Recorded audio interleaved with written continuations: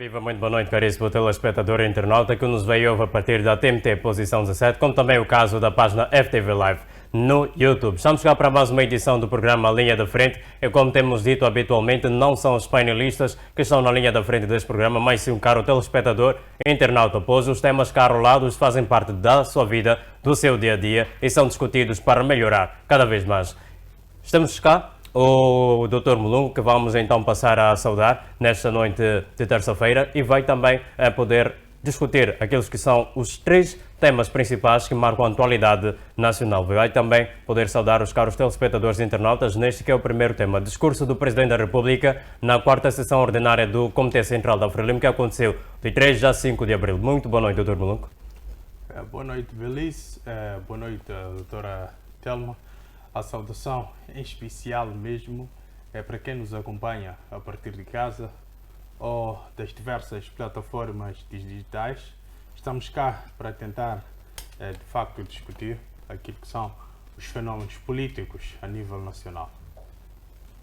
Muito bem, Dr. Mulungo, se tiver algum ponto prévio, muito brevemente. O meu ponto prévio é voltar a exortar a todos os automobilistas. Estamos a verificar uma anarquia nas estradas e isso culmina com um tráfego intenso nas estradas, impossibilitando uma circulação de bens e serviços e até pessoas que vão aos seus destinos por conta de uma má condução ou por conta deste pensamento de esperteza que nós moçambicanos temos, de que devemos sempre ganhar uma determinada vantagem. Ou seja, quando vamos tratar o nosso BI, queremos estar sempre à frente e sempre ter marcado fila. Sempre queremos estar na dianteira sem que se respeite o processo. Então é o mesmo que se verifica nas estradas. Temos duas faixas de rodagem e temos a tendência de ocupar todas as duas faixas de rodagem num único sentido. E isto cria, de facto, engarrafamento que o diga os usuários da Júlio Engenheiro, concretamente no LEN, cruzamento com a Rua da Beira, vulgo Expresso, e também os que usam a via de Júlio Engenheiro também, que culmina na Praça dos Combatentes, para quem vai usar a estrada que vai, de facto, para bairros como Albazine e Maotas, mais por baixo na linha férrea, e também os da Zona Verde. Então, estes são os exemplos que me ocorrem neste momento de locais onde, por conta desta ausência total de respeito à questão do Código de Estrada, nós encontramos, de facto, uma espécie de tráfego de uma forma intolerante, porque os condutores vão fazendo a festa à sua maneira. Então, é preciso que mudemos de comportamento, vamos obedecer às filas para que, de facto, tenhamos todos uma passagem de forma ordeira. Ou seja, quando pensamos que somos espertos, entalamos e ninguém circula, porque todos nós criamos um embaraço. Muito bem, muitíssimo obrigado, Dr. Mulungo. Passo então a palavra à doutora Telma, neste que é o primeiro tema a ser discutido, mas também dou-lhe espaço para cumprimentar os caros telespectadores e internautas, apresentar aquele que é o seu ponto prévio para esta noite terça-feira, como também responder à primeira pergunta como abertura deste que é o nosso primeiro tema. De Presidente da República discursa quando da quarta sessão ordinária e num contexto em que um país então atravessa momentos de instabilidade, mas o Presidente da República destaca estabilidade e continuidade. O que eu quero saber da doutora Telma é se isto soa a apelo à União. Muito boa noite. Muito boa noite, Belize. Obrigada. Gostava de saudar o meu colega de painel, o Dr. Mulungo, e, em primeira instância, agradecer a Deus pelo dom da vida e, de igual forma, saudar a todos os telespectadores que nos assistem todas as terças-feiras e todos os internautas que interagem conosco por forma a encontrarmos soluções inclusivas para todas as questões que se colocam ao Estado moçambicano, principalmente neste momento de instabilidade social, política e econômica. E gostava também de agradecer este espaço, que é um espaço que acaba tornando um espaço que oferece oportunidade a quem não tem voz de se expressar, de deixar a sua opinião, para que encontramos soluções conjuntas. Indo ao meu ponto prévio, O meu ponto prévio é deixar um apelo aos pais e encarregados de educação, porque ultimamente o mundo está agressivo, não diria Moçambique, o mundo está agressivo e já perdemos valores morais de uma forma muito triste. Eu acompanhei um vídeo nas redes sociais de crianças que são de uma faixa etária de entre 5 a 6 anos a voltarem da escola e foram interpelados por um grupo de jovens que se drogam e mandaram aquelas crianças para puxarem um certo tipo de droga e aquelas crianças inalaram e uma delas começou a tossir.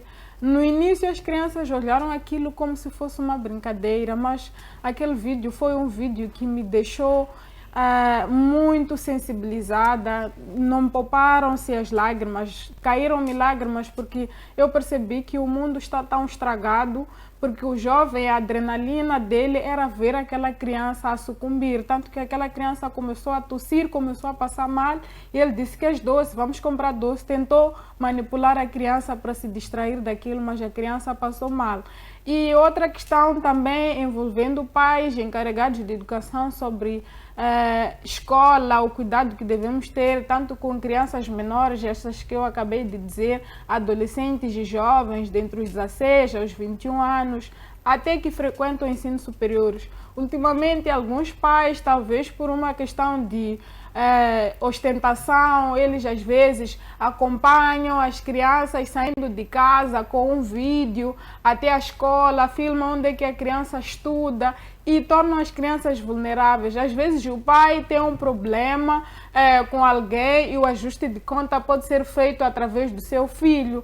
Ali já está a dar um PIN para que o raptor ou o malfeitor possa raptar a criança.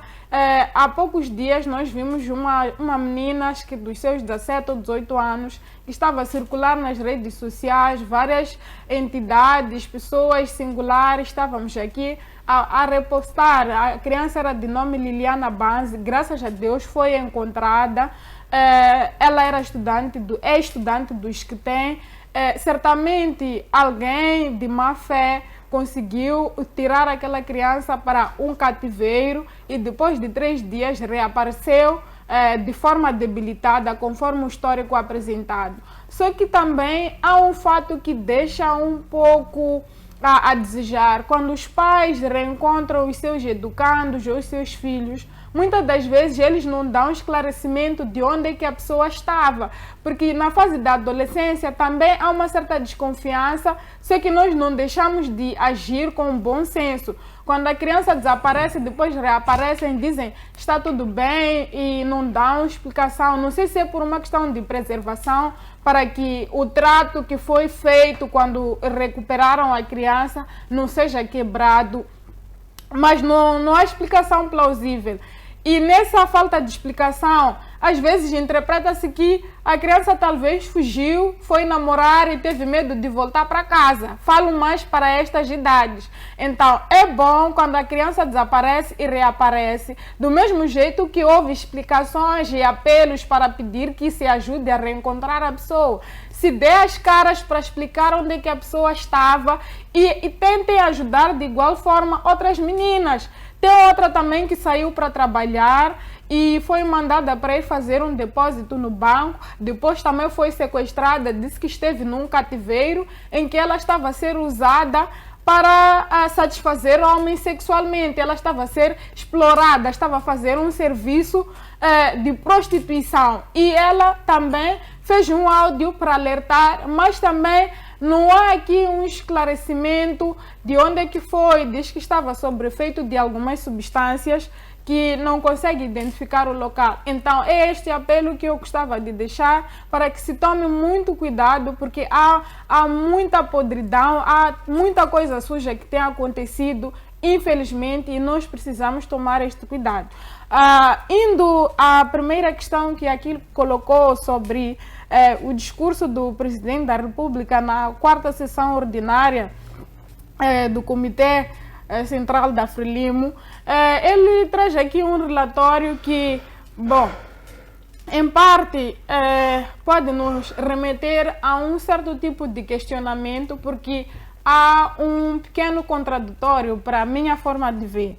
Ele, no seu relatório, teria referido que as manifestações continuam por causa da arrogância da liderança, da liderança no seu todo. A liderança do partido, assim como do governo, é do partido Frelimo. Então, se nós olhamos esta questão, já percebemos, por um lado, que há um certo reconhecimento de que há falhas a nível do próprio governo. Isto é um sinal de humildade, é um sinal de reconhecimento de que, por parte do governo, existem questões que devem ser verificadas. Mas, por um lado, ele também aborda a questão de ter votado na continuidade. Votado na continuidade, agora nos questionamos. A continuidade que refere é continuidade de uma liderança arrogante, de uma liderança que vai perpetuar os mesmos atos, que não nos ajudam a encontrar a unidade nacional, que não nos ajudam a encontrar a inclusão social. Falando de inclusão social, o próprio presidente também enalteceu esta questão da exclusão social, que teria sido um dos motivos das manifestações. Porque quando nós estamos diante de um Estado e um governo, nós esperamos que o governo tenha a capacidade de incluir todos os estratos sociais naquilo que são as responsabilidades do governo, e não existir uma elite privilegiada ou grupos que possam beneficiar dos serviços que o governo pode oferecer. Então, eu gostava de talvez trazer aqui uma abordagem em forma de apelo ao Conselho, de fazer perceber ao Presidente da República, uma vez notada as deficiências ou os desafios que se enfrentaram a nível do próprio governo, que teriam sido a exclusão social, que teriam sido a arrogância, a falta de auscultação, a ignorância, algumas ideologias, algumas posições, algumas forças da sociedade que trazem aqui um input ao governo, ou que fazem pesquisas, que fazem análises e que dão informações que podem ser sustentáveis à governação do partido, mas que têm sido ignorada, que este seria o momento de olhar a governação do país, não do ponto de vista do partido que é o governo do dia, mas sim olhar todas as forças vivas da sociedade, olhar para os conselhos, para os pareceres que são emitidos, porque não é possível governar um país através da ideologia de um partido, de salientar que o Estado em si não é sustentado a partir de um partido, mas sim é sustentado através das organizações da sociedade civil, através dos partidos políticos, embora eles sejam diferentes, com ideologias diferentes, mas se nós pensamos numa estratégia de inclusão, temos que pensar nestes estratos, nestes agrupamentos sociais que podem dar um input para que o governo esteja a andar de forma coesa e se encontre a estabilidade social do país. Muito obrigada. Muitíssimo obrigado, doutora. Também passo então a palavra ao doutor Mulungu para fazer a seguinte pergunta. O Chapo falou sobre reformas dentro do partido que poderão ter impacto no país de forma geral. Mas, doutor Mulungu, até que ponto essas reformas são de fato genuínas e não apenas promessas para o inglês ver? Bem, há algo que se calhar eu esperava que a essa altura o Partido Frelimo já tivesse na sua agenda, que é a questão de não confundir o Partido Frelimo e o Estado. Quando dentro do Partido Frelimo, numa sessão ordinária, eles abordam assuntos de requalificação ou reestruturação econômica ou desenvolvimento. Isto significa que nós ainda estamos inseridos no modelo de governação partido-Estado, ou seja, nós ainda confundimos o Partido Frelimo como sendo ele um Estado. A estas alturas, o Partido Frelimo, os seus membros séniores, tem grandes quadros, se calhar é o partido com mais quadros a nível nacional e bem qualificados, já podiam ter alertado e criado um certo grupo para uma ruptura dessa ideia de Frelimo ser confundido com o Estado, porque em parte essa questão das manifestações ela prejudica diretamente o partido, porque ainda este sentimento, esta ideia de que o nosso Estado é o Estado da Frelimo. Então tem que se transmitir a ideia de que a Frelimo, como um partido político, ela empresta os seus membros para a formação de governo e que quando estes vão aos assuntos partidários devem exigir-se de uma forma bem assertiva aos assuntos partidários. Não podem discutir o Estado dentro do próprio partido. Isto também tem uma base legal que sustenta isso. Então, eu, se calhar, a estas alturas, esperava esse tipo de comportamento. Não é muito abonatório para uma atualidade democrática. Todos os ministros, inclusive o Presidente da República, todos estarem reunidos dentro de um partido a debaterem assuntos do Estado no partido político. Eu acho que por aí isso em boa análise é uma violação da ética do Estado, ou seja, estamos a discutir assuntos estatais que são muito sensíveis dentro de uma organização partidária. Então temos que dividir as águas e criar grupos que vão passar a discutir assuntos do Partido Frelimo de uma forma dividida, ou seja, os ministros, o Presidente da República não passam mais a discutir os assuntos do partido dentro do próprio partido, ou se querem fazer como tal, devem arranjar mecanismos de discutir somente os assuntos do próprio partido, porque há vários assuntos. Nós temos assunto de destruição das sedes partidárias nas províncias. Esse é um assunto que deve ser debatido partindo das causas e depois da forma como foram destruídas e trazer aqui soluções para a reestruturação.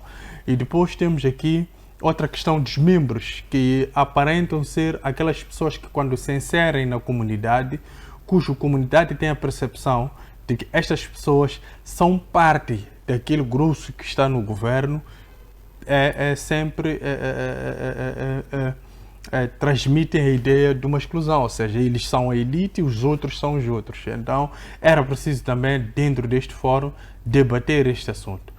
O outro problema é a questão de ter membros corruptos. Há membros do Partido Frelimo que não estão lá pela causa partidária, mas estão lá pela causa dos seus interesses pessoais, ou seja, entram lá com interesses pessoais, ascendem a um determinado tipo de posicionamento político, quando chegam lá criam uma determinada confusão, e essa confusão emana do conflito de interesses entre o político e o empresário que está inserido dentro de uma única figura. Então era preciso também debater este ponto dentro daquele fórum. Questões como a segurança, isso deixa genuinamente para o Estado tem como tratar isso, porque tem o governo que tem essa responsabilidade. Agora, quando ouvimos o presidente a dizer que resulta a questão das manifestações, da arrogância da liderança, isso em parte é verdade. Há muita arrogância no seio da nossa liderança. Quando alguém marca audiência para falar com um determinado tipo de ministro, esta pessoa pode ver a sua audiência inviabilizada porque ou não pertence a uma esfera de conhecidos, eu diria de influência daquela figura, ou não pertence ao mesmo tipo de partido ou filiação religiosa ou de simpatia de troca de copos em algum restaurante topo de gama da cidade de Maputo, ou se calhar é uma figura que de facto não desperta nenhum interesse para o ministro, ou seja, o ministro não deve ter este pensamento de que alguém deve despertar qualquer tipo de interesse para que ele possa o receber. Ele deve receber a todos aqueles que marcam audiência para conversar contigo depois de observado o tipo de agenda, porque há agendas que também não vale a pena o ministro tratar ao mais alto nível. Há determinados setores que podem tratar isso. Então, é esta arrogância que pretende se eliminar. E também a questão de se usar a escolta presidencial para assuntos partidários, ou seja, o protocolo que acompanhou o Presidente da República para a escola do partido é o protocolo presidencial. Então estamos aqui perante uma violação de normas. Não pode-se aceitar esse tipo de coisa. Isto também traduz-se em arrogância. O próprio Presidente deve começar a observar esse tipo de fenômeno, porque quando ele diz que resulta da arrogância, isto em parte é essa tal arrogância, ou seja, usufrui daquilo que são os recursos do Estado para tratar assuntos particulares, que é um assunto do Estado. Vou trazer aqui um exemplo nítido. A Hillary Clinton, quando foi secretária de Estado nos Estados Unidos da América, ela, supostamente, é a justificativa dela, usou o cartão do Estado, cartão de banco que pertence ao Estado norte-americano, para fazer uma compra no supermercado.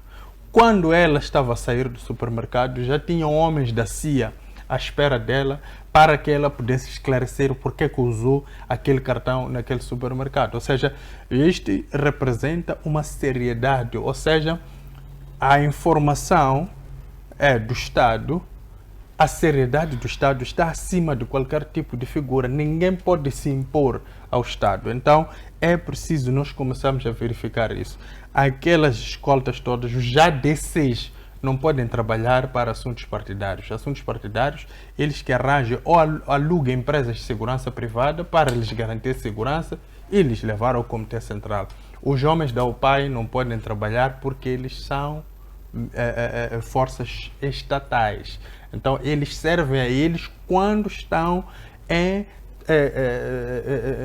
execução de trabalhos que têm a ver com o Estado. Fora isso, eles têm que arranjar certas figuras como GFOS e outros que fornecem esse tipo de serviços para tal. Então, era preciso refletir em torno desses pontos aqui neste comitê, nesta sessão ordinária, para que nós comecemos a assistir, se calhar, uma ruptura do partido com o Estado, para não se confundir mais, para não aparecer mais um grupo que tente, de facto, desestabilizar o Estado, para que, no final, entrem em acordos de caráter partidário. Nós já não queremos esse tipo de acordos de caráter partidário. Queremos acordos que não são acordos como tal, porque os acordos, eles, quando são assinados, geralmente é para satisfazer uma determinada elite.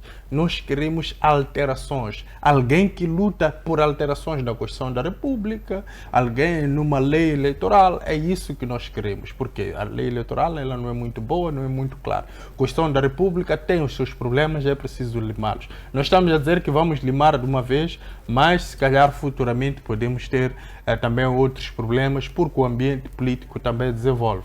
Então, era preciso que tivéssemos esse espaço nesta Assembleia da República para conseguir, de facto, ter uma ruptura, Estado e partido. Muito bem, caríssimos telespectadores e internautas, acho que é dessa maneira como nós fazemos a transição para o próximo tema. Falamos sobre os ganhos da chama da Unidade Nacional. O Presidente da República, Daniel Chapo, lançou no dia 7 de abril, mesmo ontem, no dia em que foi celebrado aquela que é a celebração da mulher moçambicana, em Cabo Delgado, no distrito de Nhanga. A chama da Unidade Nacional, que vai terminar em Maputo, nas Enfermeiras do dia 25 de junho, já no estado da Machava. A primeira pergunta que eu coloco já para começar a discussão deste segundo tema sobre os ganhos da chama da unidade é: o que se espera alcançar com o lançamento da chama da Unidade Nacional? Doutora Telma.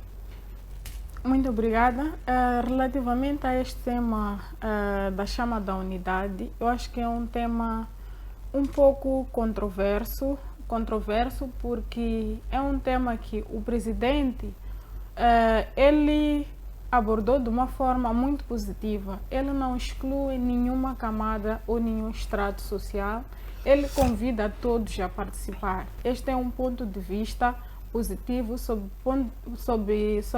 o ponto de vista de quem analisa a questão da liderança do país no seu todo. Mas, olhando a questão da unidade nacional também, que é a questão de sermos únicos, indivisíveis, pessoas que se apresentam com mesmas características, valores, costumes, hábitos, pessoas que têm uma identidade comum. Ser moçambicano é uma característica que pode ser partilhada por muitos moçambicanos, ainda que não se pergunte a nacionalidade, mas a língua, por exemplo, é uma das coisas que nos caracteriza.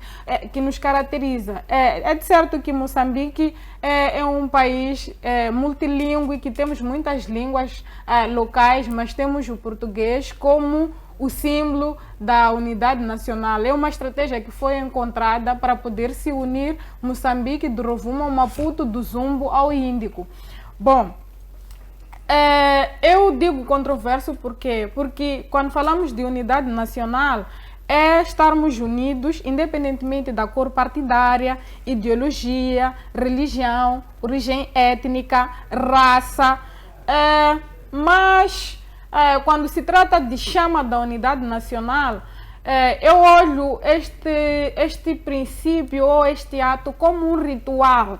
Como um ritual, existem pessoas que professam certo tipo de religião, que eles não podem participar de alguns tipos de rituais. Eu, por exemplo, sou da Igreja Assembleia de Deus. Rituais tradicionais como cupacha, colocar bebida no chão e cumprir de um certo ritual que, por sinal, pode ser uma idolatria, pode ser complicado para mim. Contudo, eu, por não poder fazer parte, posso respeitar os que podem aderir a esta campanha de unidade nacional, porque acredito que desde que se começou esta campanha de acender a tocha da unidade nacional, que foi dado início pela primeira vez a 9 de junho de 1975 pelo Raimundo Pachinuapa, acredito que a intenção era de fazer sentir que os moçambicanos estão unidos do Zumbo ao Índico, de Rovuma ao Maputo, através de um símbolo. Aquilo é um simbolismo em que todos os moçambicanos, tocando a tocha, sentem-se unidos pela causa comum, pela estabilidade social, pela estabilidade política, por objetivos comuns de uma nação. Tivemos também a repetição deste ritual pela segunda vez em 2005 com o presidente Armando Emílio Guebuza e repetiu de novo pela segunda vez em 2010 e tivemos uma ruptura salvo erro com o presidente Chissano, só para perceberem que isto não é algo comum e que foi feito por todos os presidentes. Quero acreditar que, talvez por convicções ou ideologias de cada um, nem todos aderiram pelo mesmo caminho. Este é um ponto de vista, porque eu já olho para mim, que é um ritual que para mim pode não fazer diferença, mas pode fazer diferença para alguns moçambicanos que acreditam.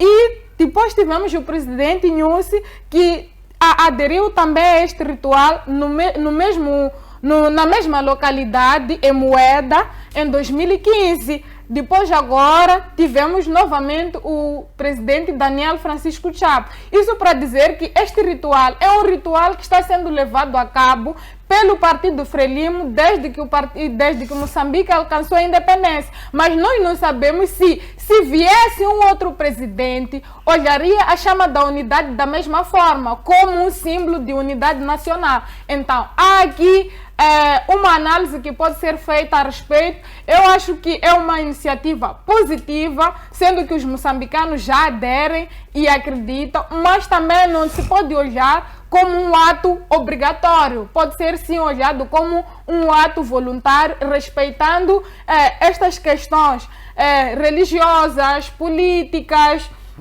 hábitos, costumes, valores, embora o presidente já convida, tendo em conta a estes fatores religiosos, políticos, raça. Então, todo mundo tem o poder de aceitar ou não. Seria bom se todo mundo pudesse aderir, mas também acredito que nós não podemos impor sanções a pessoas que, porventura, acham que não devem aproximar. Em termos de ganho, eu acho que pode sim haver um ganho se realmente olharmos a chama não do ponto de vista de ritual, mas talvez do ponto de vista de um símbolo nacional, como por exemplo a bandeira. A bandeira é um símbolo nacional. A bandeira é um símbolo nacional. Eu, sendo moçambicana, quando saio para um para um país no exterior, eu carrego a minha bandeira como moçambicana e tenho orgulho de me identificar como moçambicana, com minha língua, com a minha cultura, com a capulana, com a nossa gastronomia e tudo mais. Então, se nós olharmos, não sob o ponto de vista de um ritual, porque nem todo mundo compactua com certo tipo de rituais, sob o ponto de vista de um símbolo nacional, para mim até aí está tudo bem. Se olharmos esta questão de que a chama da unidade nacional é que vai trazer a estabilidade econômica, social, eu acho que aí já está a haver um engano. Não vamos olhar para a chama da unidade nacional como a chama mágica que vai resolver isto. Porque quando nós começamos a olhar a chama mágica que vai resolver a instabilidade social, econômica, política, aí já acorda a ideia de que existe uma superstição por detrás desta chama, ou existe um simbolismo e que todos os moçambicanos, ao tocarem naquela chama, vão cair numa obediência total, até se calhar de coisas que não acreditam ou não são suas convicções. Então, vamos trabalhar olhando naquilo que são os desafios que o país enfrenta e vamos procurar medidas de sanar os desafios e não olhar a chama da unidade nacional como a chama mágica que vai trazer a estabilidade social, a estabilidade econômica, a estabilidade política, que vai resolver os problemas da educação, que vai resolver os problemas de saúde, que vai resolver os problemas de habitação. Não é a chama da unidade nacional que vai resolver estes problemas. É um discurso que foi aqui trazido, que estou totalmente de acordo com meu colega Mulungu quando dizia que o maior problema do Partido Frelimo é tomar uma decisão do partido e achar que aquela decisão do partido é uma decisão comum, é uma decisão do Estado.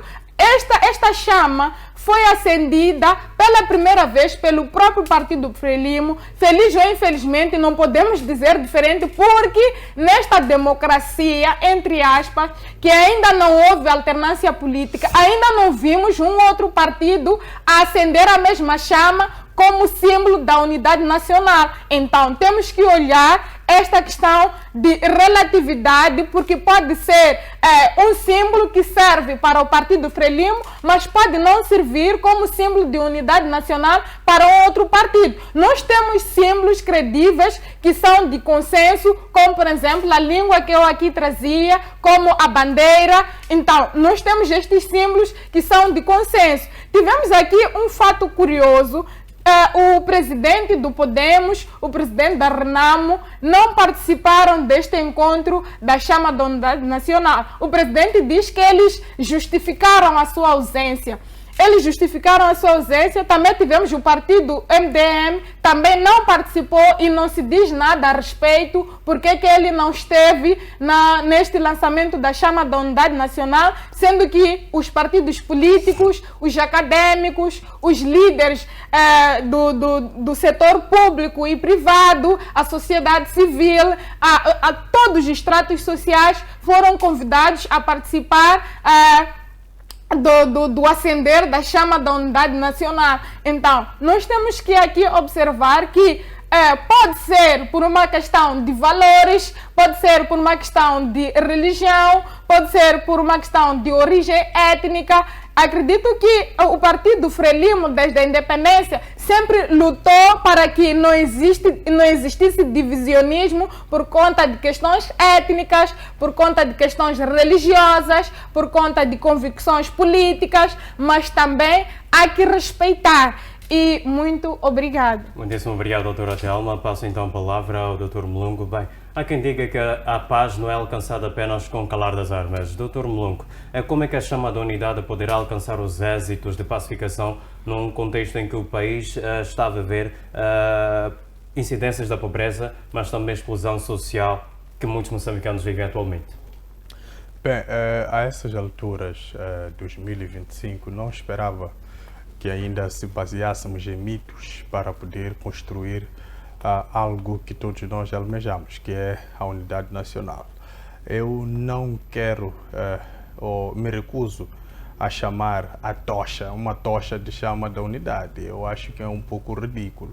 Aquilo é uma tocha, é uma chama, não tem uma representatividade nenhuma, a não ser uma espécie de politização. Aquilo é verdadeiramente uma politização, e se nós pegarmos o orçamento desta movimentação dessa tocha a nível nacional, eu acho que podia resolver algum problema pontual que nós temos neste momento, e não nos cingirmos em algo que de facto não tem uma representatividade nenhuma, principalmente para a juventude atual. Eu acho que a juventude atual ela tem uma mente um pouco mais diferente, ou seja, um pouco mais aberta, e tem novas percepções, principalmente pela questão que a colega levantou, que é uma questão religiosa. Ela também, em boa parte, dá uma outra visão à juventude atual. Então isto é idolatria, em boa parte é o mesmo que eu construir uma arca de aliança hoje em dia e fazer ela circular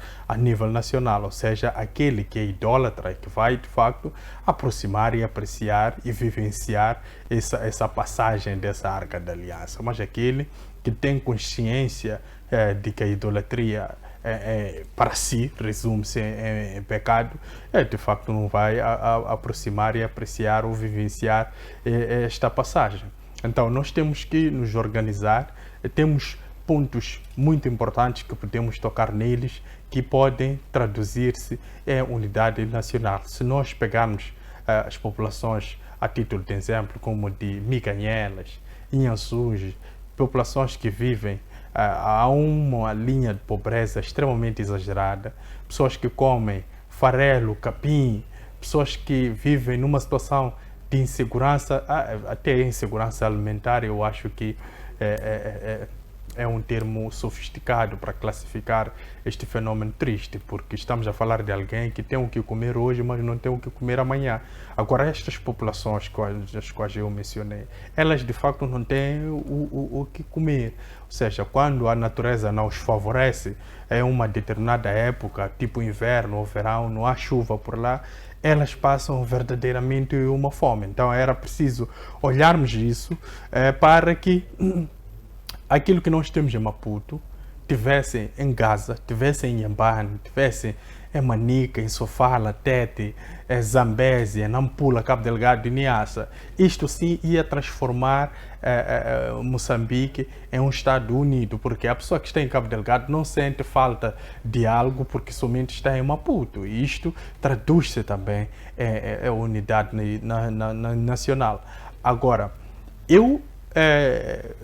a tocha, ela como tal, ela podia circular numa situação em que nós estamos num ambiente festivo, ou seja, estamos a assumir que já conseguimos alcançar vários pontos da nossa agenda de desenvolvimento, então acendemos uma tocha a nível nacional como uma forma de festejar esses pontos que foram alcançados. O mesmo que acontece quando há uma contração matrimonial, as pessoas depois têm lá os fogos de artifício que simbolizam uma espécie de festejo. Então, eu acho que nós também podíamos, depois de alcançar esses problemas todos, aliás, depois de sanar esses problemas todos que temos a nível nacional, podíamos usar essa tocha como um simbolismo. Agora, politizar a ideia de que é uma chama de unidade nacional, eu acho que, mesmo revirando todos os manuais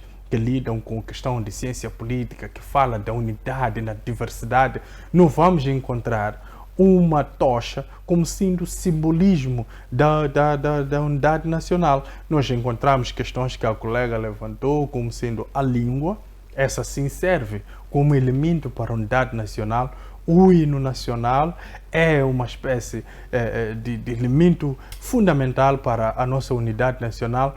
O trabalho coletivo em prol do alcance de um determinado tipo de números que foram estabelecidos como meta, isso sim pode nos transformar ou pode transformar o ambiente nacional. É uma questão de unidade, ou seja, um ambiente de competitividade entre as províncias para alcançar os números e para satisfazer as suas populações, ou seja, partindo dos administradores, dos governadores, eles passarem a se consultar qual é a província que tem mais ganhos a nível interno para que, de facto, consiga também criar aqui uma perseguição em termos de números. Então, enquanto nós pensamos pequeno e pegarmos símbolos que estão distantes daquilo que é a nossa realidade e achar que vão nos garantir uma unidade nacional, eu creio que não vamos alcançar resultado nenhum. 75, como bem disse a colega, pode ter sido, sim, crucial que nós tivéssemos uma chama de unidade a percorrer todo o país. O presidente Guebuza teve a sua percepção de que isto podia trazer algum tipo de resultado. Mas em 2025, perante uma convulsão social, num ambiente onde temos uma paz relativa, eu acho que não havia tanta necessidade, porque eu não estou em crer que a chama da unidade vai ser recebida ou bem recebida em todas as províncias, porque ainda não tivemos uma reconciliação nacional. Ainda não conseguimos reintroduzir as nossas autoridades ou as forças de defesa e segurança nas comunidades para que eles sejam aceites, mesmo depois de todas as atrocidades que nós tivemos nas manifestações. Então, eu acho que houve aqui uma precipitação de lançar essa tocha a nível nacional, com essa politização de baixo nível, para justificar essa questão de unidade nacional. É preciso que tenhamos mais capacidade, que demonstremos que aquilo que se aprende nas escolas, nas grandes academias, os nossos acadêmicos que estão espalhados a nível nacional, estão de facto a contribuir. Quando nós percebemos que uma chama da unidade ela é que é o simbolismo da unidade nacional, significa que esta classe toda que foi formada, a geração 8 de março, que boa parte ainda está em vida, significa que está sendo ignorada. Os ditos acadêmicos que nós temos na praça, sociedade civil, pessoas que sabem olhar as coisas com olho científico, mas também com um olho humano, estão sendo ignorados. Ou seja, estamos aqui ainda a valorizar certos mitos. Eu acho que este é o tempo de nós pararmos e repensarmos Moçambique como nós queremos para o futuro. Eu estou aqui a ver como é que a comunidade internacional deve estar a rir-se de nós por estarmos a usar uma tocha como símbolo de unidade nacional. Eu acho que isso representa um retrocesso. Temos que trabalhar ainda mais um pouco. Muito bem, Dr. Mulungu, uma última pergunta já para finalizar, que será também colocada à doutora Telma. Só mesmo para terminar, estamos a falar de negligência ou de qualquer outra coisa similar? A chama de unidade representa realmente a inclusão real ou é apenas um simbolismo num contexto em que o país ou esta chama está a atravessar províncias, comunidades que ultrapassam situações de pobreza extrema, a juventude que diariamente vem a reclamar de diversas situações que ocorrem no país, mas também temos casos de intolerância política, ex-combatentes que estão à mercê ou da sua própria sorte e ex-combatentes ou desmobilizados que estão insatisfeitos. O que isto significa? Uma real inclusão ou então apenas um simbolismo? Bem, não é uma real inclusão, não é um simbolismo. Eu acho que é uma espécie de demonstração de capacidade, ou seja, de incapacidade em termos de raciocínio. Olha, o que é que une os moçambicanos hoje? É o desemprego, é a fome, é a insegurança. A colega levantou um exemplo de alguém que foi sequestrado, foi mantido em cativeiro. Não é só aquela pessoa, é um exemplo no meio de vários. Então, a questão da insegurança, problemas econômicos, problemas de intolerância política, ou seja, nós estamos num ambiente de polarização. Então, estes são os elementos que nos unem. Então, trazer solução para esses problemas é que, de facto, ia abrir uma certa brecha para nós termos uma unidade nacional. Tocar uma tocha não vai trazer um emprego para o Mulungu e vários outros que se encontram desempregados. Tocar uma tocha não vai colocar alimentos na minha mesa. Eu tenho que sair, se calhar tenho que comer para ir à vila, ir tocar uma tocha. Eu acho que não faz sentido. Nós estamos a brincar com as populações que estão no campo. As pessoas que estão no campo querem receber enxadas, querem ver aqueles rios que passam a mais ou menos 2 quilômetros a criar-se ali uma espécie de trincheira para elas poderem receber aquela água, canalizar-se aquela água para as suas machambas, para elas poderem produzir de uma forma imparável, não esperar a graça da natureza. Isso sim, essa vontade ia trazer aqui essa questão de aglutinação das massas a nível nacional e a traduzir-se em unidade nacional. A força na qual os discursos do presidente Samora Machel, quando lutava contra a fome em 1982, em 1983, o discurso só era suficiente para encher os estômagos das pessoas. Mas depois do discurso, nas cooperativas, nas mercearias, vinham sacos de arroz que não eram suficientes, mas mesmo assim, porque havia confiança na liderança do presidente Samora Machel, as pessoas sentiam-se unificadas numa única figura. Mas hoje em dia nós temos imitação de políticas que foram estabelecidas para satisfazer um problema pontual por um determinado líder. Ele naquele momento tinha o domínio do contexto, tinha avaliação de todo o ambiente para poder implementar aquela política. E hoje, alguém desprovido de qualquer tipo de avaliação diz que vamos acender uma tocha, é símbolo de unidade nacional. Eu creio que isso é uma demonstração de que nós estamos despidos de qualquer tipo de ideia política.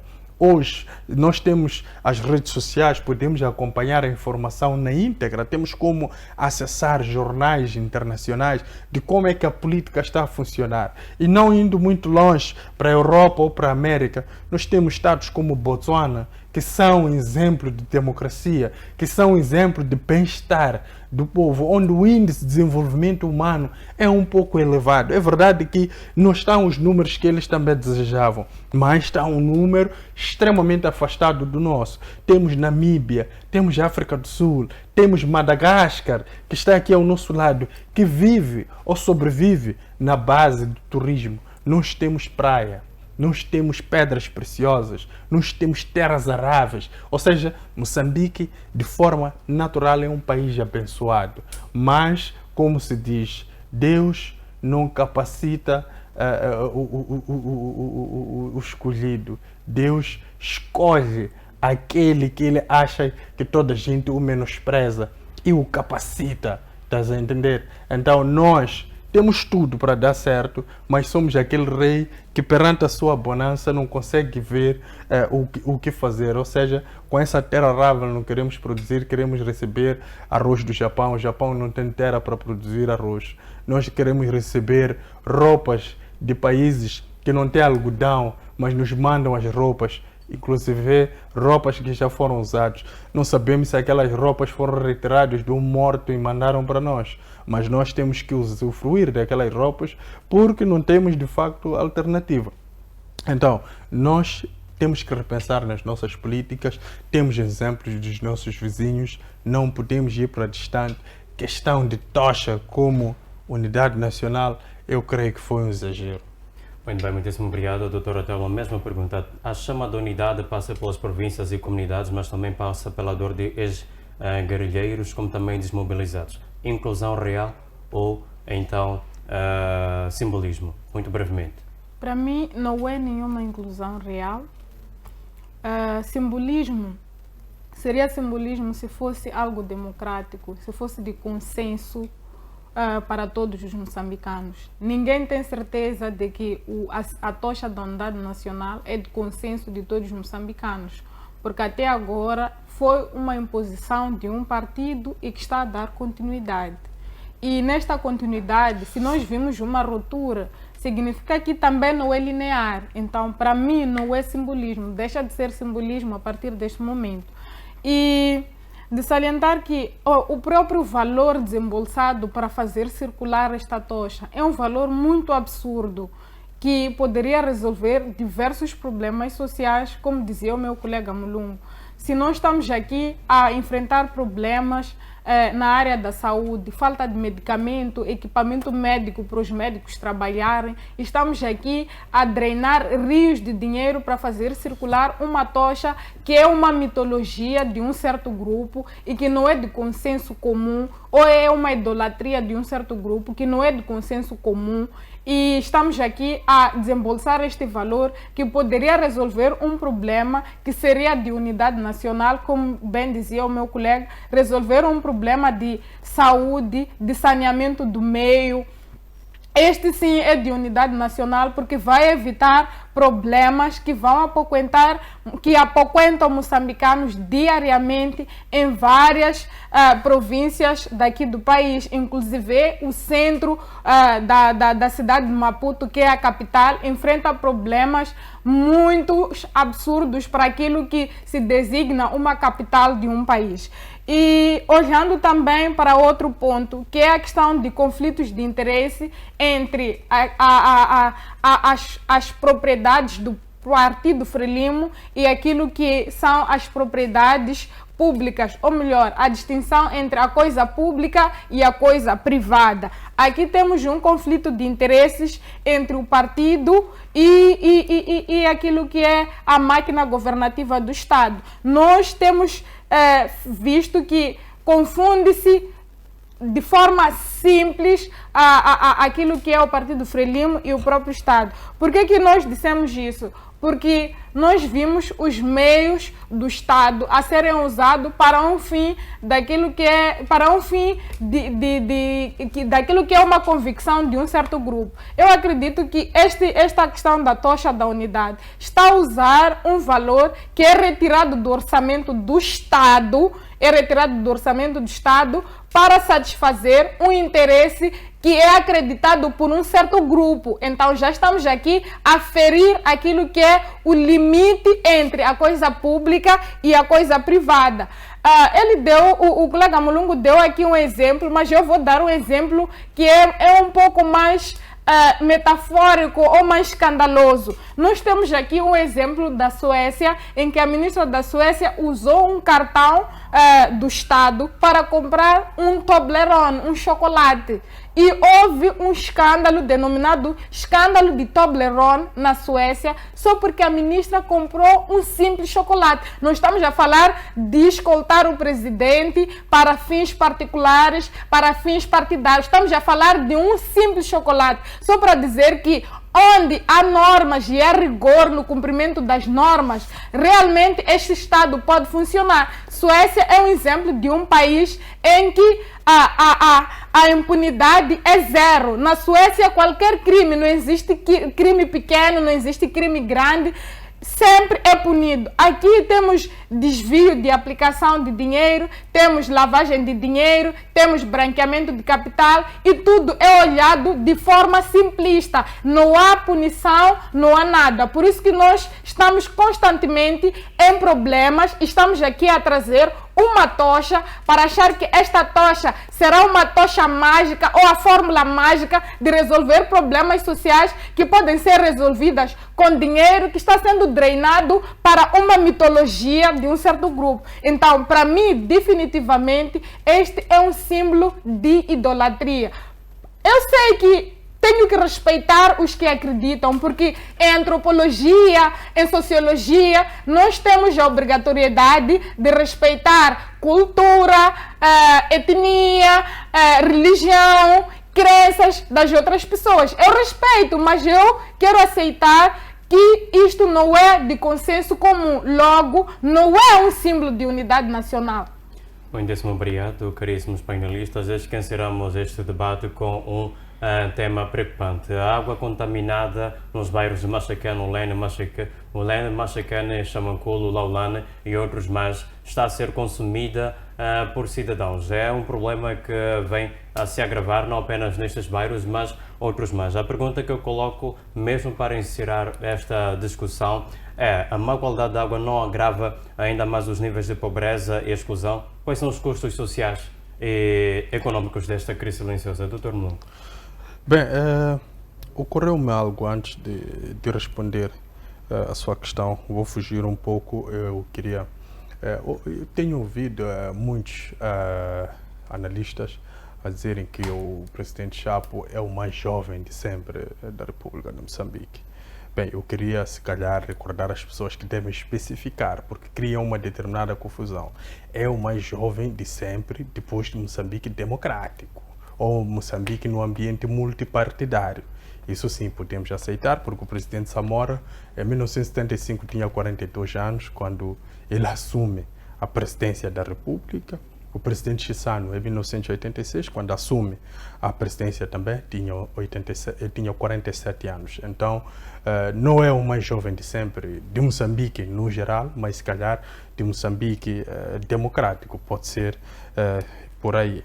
Então, quanto à sua questão, é assim, nós temos problemas deste nível há vários anos, não são problemas novos. Quando as águas da região de Maputo começaram a expandir os seus serviços para as zonas urbanas e suburbanas, nós percebemos a água tinha uma coloração diferente. Perdão, nós que estamos, eu por exemplo, que moro no bairro das Motas, nós tínhamos lá água de consumo era de furo. Ou seja, ainda tínhamos poços caseiros lá, onde íamos buscar a nossa água. Mas depois chegou a água da região de Maputo, é uma mais-valia para toda a nossa sociedade, mas que ela vinha com uma coloração diferente e começou a criar problemas estomacais ou problemas de saúde a algumas pessoas por lá. Então, este problema foi ignorado, várias reclamações por parte das populações, fez-se algumas reuniões, mas de facto não houve aqui resultados palpáveis. E foi-se alastrando até chegarmos a um nível de começarmos a receber água com uma coloração um pouco mais amarelada. Então, a água ela foi vista como sendo não boa para o consumo pessoal. Então voltamos a recorrer de novo aos furos de água para o consumo pessoal. Agora, para questões de limpeza, usamos naturalmente a água da região de Maputo, que também tem um bônus essa água. Tem umas faturas que não se faz leitura diretamente de contador, ou seja, não é uma leitura real dos números, é algo baseado em uma percepção da pessoa que vai lançando os números. Ou seja, num mês em que as pessoas não estiveram em casa, é normal pagarem 2.000 meticais. Mas num mês que as pessoas estiveram em casa, é normal pagarem 170 meticais. Então, nós percebemos por aí que não, é um processo que não tem nenhuma seriedade. Agora, esta questão destes bairros, Machacane, Ulene, isto representa ao atentado à saúde pública. Se nós estivéssemos num Estado de direito, onde as instituições funcionam, essa instituição provedora deste serviço ia receber uma multa, ia conhecer aqui um encerramento temporário para que haja aqui uma investigação até se apurar todos aqueles problemas que aquela água canaliza para as populações e, se calhar, sofreram uma sanção do tipo encerramento de uma forma permanente para que esta não volte mais a funcionar e que se abrisse um espaço para que outras empresas pudessem fornecer a água. Mas como estamos num ambiente em que os conflitos de interesse eles são naturais no nosso país e a impunidade ela é que governa por cima da justiça, então esta questão ela vai continuar a trazer sérios problemas às nossas comunidades, porque quando há esse problema, por exemplo, quando se faz manutenção dos viadutos, é nesse momento onde ocorrem de facto esses problemas, onde as águas misturam-se com resíduos que não são muito abonatórios para a saúde humana. Quando nós temos, por exemplo, as fontes de água em processo de tratamento, mas não há ali uma separação entre aquela que está sendo consumida de uma forma momentânea, porque pode-se criar mecanismos de tratar uma água, depois de tratar ela, disponibilizar ela para o consumo enquanto vão tratando uma outra água. Então, não se cria aqui esses mecanismos, porque sabem que estão no país do pai banana, é a casa da mãe Joana.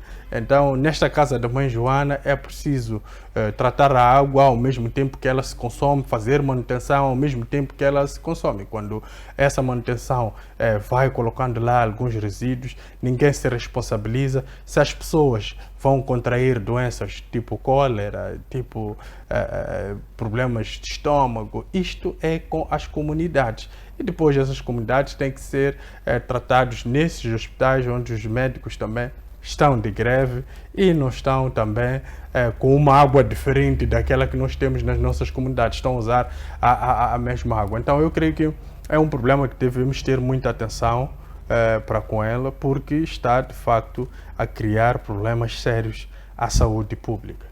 Muitíssimo obrigado.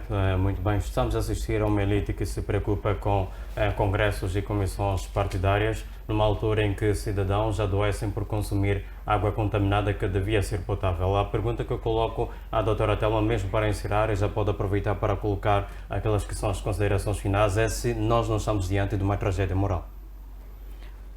Tragédia moral é a favor, né? Porque ao meu ver, Moçambique é um país que definitivamente já perdeu valores morais e nós cobramos valores morais da sociedade no geral, mas os valores morais foram perdidos a partir do topo e contaminaram diretamente a toda a sociedade. Esta é uma prova inequívoca de que os valores morais foram perdidos a partir da liderança do próprio país, porque a partir do momento que foi notado que está sendo provido um serviço que é nefasto à saúde ou é um atentado à saúde pública, já deveria se banir esta entidade por este atentado à saúde pública. Já temos um sistema de saúde precário, estamos aqui a querer sobrecarregar o sistema de saúde com cóleras, diarreias e tantas outras doenças que podem surgir por estas águas contaminadas.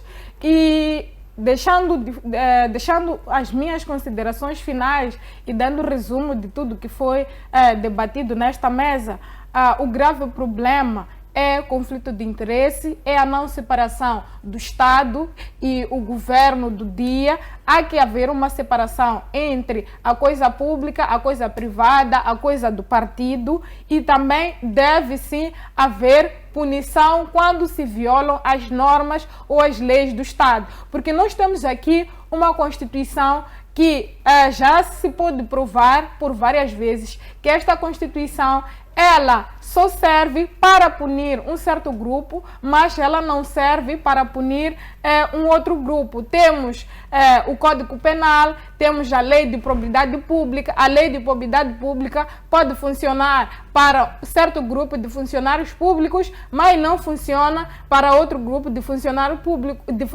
públicos. Temos o Código Penal, em que pode-se punir um grupo sobre crimes de Estado, crimes de governo, de branqueamento de capitais, de desvio de aplicação, de desvio de meios, de uso de meios de Estado para fins particulares, mas há um grupo que não é punido. Então, temos que passar a ser imparciais no que concerne a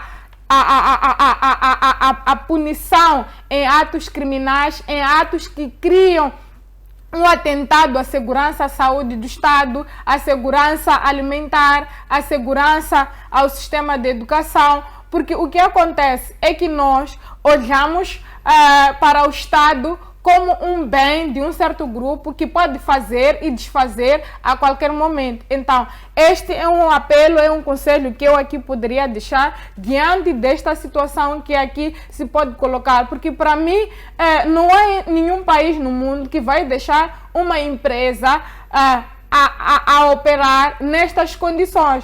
Temos aqui uma situação em que se fala de uma parceria público-privada, quando se fala das águas da região de Maputo. As águas da região de Maputo são uma parceria público-privada. Eu estou aqui a tentar encontrar o culpado da situação, se é o Estado ou é o ente privado, porque ambos estão a operar juntos. E eu me pergunto, qual é a responsabilidade do Estado quando consegue prover um serviço que vai criar mais encargos ao sistema de saúde? Então, significa que estamos num Estado em que, primeiro, o Estado está lá, mas não sabe qual é a sua missão. Porque primeiro, quando o Estado já sabe que a sua missão é garantir serviços básicos como saúde, educação, não iria sobrecarregar um sistema que ele mesmo é que deve suprir esta necessidade. Então estamos aqui diante de uma situação muito controversa em que o próprio Estado está se a tentar a si mesmo. Muito obrigado. Muitíssimo obrigado, Dr. Mulungo. Últimas considerações para esta edição de terça-feira do Linha da Frente. Bem, em jeito de últimas considerações, queria apelar à nossa sociedade, principalmente à sociedade política, a ter mais ousadia na implementação de determinadas políticas, abrir espaços democráticos para se debater certas ideias até que sejam amadurecidas e possam ser implementadas ao povo moçambicano. Tem vários académicos que podem, de facto, disponibilizar o seu pensamento, o seu tempo para debater isto sem custo nenhum para contribuir para o nosso país. Agora, o que nós estamos a assistir, eu acho que é muito vergonhoso. Nós, como moçambicanos de Gema, estamos a olhar para isso como sendo algo normal. Este é um Estado que se encontra numa situação crítica, precisa ser reanimado, mas para se reanimar esse Estado é preciso mesmo que haja um trabalho de todos nós. Muitíssimo obrigado aos caríssimos painelistas por estas intervenções que trouxeram para esta edição de terça-feira, a única por sinal da semana. Agradecemos igualmente aos caros telespectadores e internautas que nos acompanharam nesta noite, neste debate do princípio até o final, para compreender aquelas que são as análises dos nossos painelistas. Nós prometemos voltar na próxima semana, à mesma hora, com mais debates para si. Até terça-feira, nós desejamos que tenha então uma ótima continuidade de celebração do Dia da Mulher Moçambicana, apesar de ser o dia 8 de abril. Até lá, fique bem.